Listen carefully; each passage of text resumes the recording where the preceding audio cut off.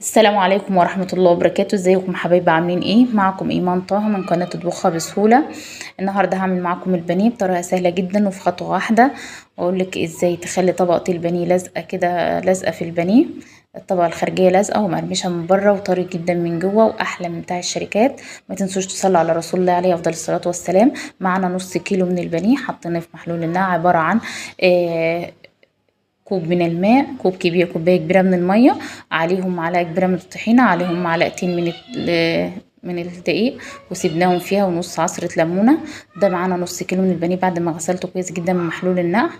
ده عبارة عن التوابل البهارات اللي عندنا: معلقة صغيرة من الكركم، معلقة صغيرة من الكمون، معلقة صغيرة من